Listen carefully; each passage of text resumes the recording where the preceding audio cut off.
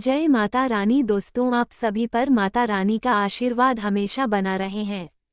नवरात्रि के व्रत रखना बहुत ही लाभकारी होता है, लेकिन आज हम इस वीडियो में जानेंगे कि इन लोगों को नहीं रखना चाहिए। नवरात्रि का व्रत फायदे की जगह हो सकते हैं नुकसान।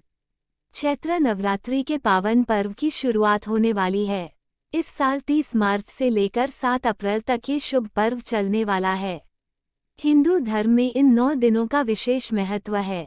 इस दौरान भक्तजन देवी के 9 स्वरूपों की पूजा करते हैं और हर तरह से देवी मां को प्रसन्न करने की पूरी कोशिश करते हैं। पूजा पाठ के अलावा नवरात्रि के 9 दिन उपवास रखने का भी बहुत महत्व है। धार्मिक महत्व के इत्र भी उपवास के कई हेल्थ बेनिफिट्स हैं। 9 दिनों के लिए अल्प मात्रा में सात्विक आहार ग्रहण करना अपने शरीर को एक ब्रेक देने जैसा है, जिसमें बॉडी अंदर से हील होने का काम करती है। हालांकि पूरे 9 दिन उपवास करना हर किसी के लिए हेल्दी नहीं होता है। कुछ हेल्थ कंडीशन ऐसी भी हैं जिनमें लोगों को उपवास करने से बचना चाहिए या फिर अपने डॉक्टर की सलाह पर ही उपवास करना चाहिए। आइए जानते हैं किन लोगों को उपवास नहीं करना चाहिए। गर्भवती महिलाएं ना रखें व्रत।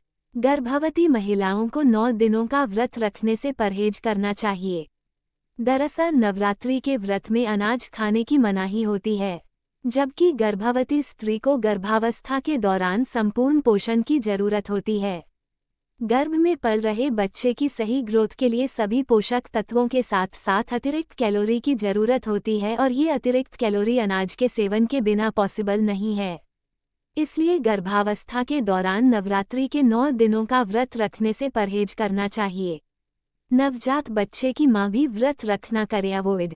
गर्भवती महिलाओं के साथ साथ नवजात बच्चे की मां को भी नवरात्रि के 9 दिनों का उपवास रखने से परहेज करना चाहिए।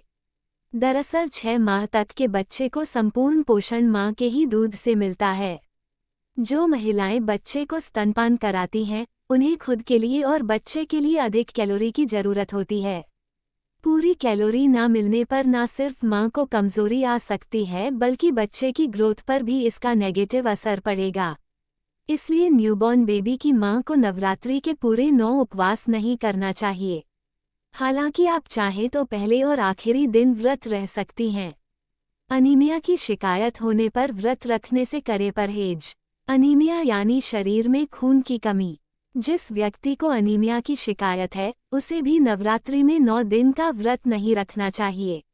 अनीमिया की शिकायत होने पर शरीर में कमजोरी रहती है।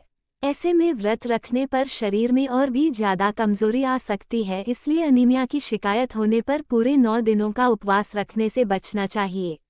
अगर उपवास रखना भी चाहते हैं तो अपने डॉक्टर की सलाह जरूर लें। लंबी समय से बीमार व्यक्ति भी न रखें व्रत।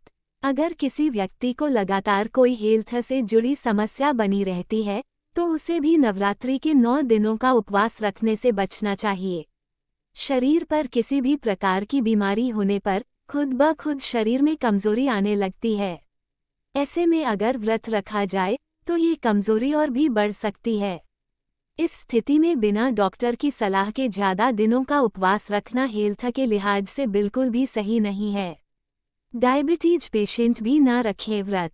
डायबिटीज की बीमारी में भी नवरात्रि के 9 दिनों का उपवास रखने से परहेज करना चाहिए। दरअसल डायबिटीज पेशेंट को खान पान का विशेष ध्यान रखना होता है। उन्हें ऐसी ही चीजें खानी होती हैं जिससे शरीर का ब्लड शुगर लेवल कंट्रोल रहे। लेकिन व्रत के दौरान इन सब चीजों का ठीक तरह से ध्यान देना थोड़ा मुश्किल हो जाता है, जिसकी वजह से शरीर का ब्लड शुगर लेवल डिसबैलेंस हो सकता है। इसलिए डायबिटीज पेशेंट को नवरात्रि के 9 दिनों का उपवास अपने डॉक्टर की सलाह पर ही करना चाहिए। दोस्तों, ये थी आज की वीडियो। आपको हमारी दी गई जानकारी अच्छी लगी हो तो वीडियो को लाइक करें, चैनल को सब्सक्राइब करें, कमेंट में जय माता रानी जरूर लिखें। जय माता रानी दोस्तों।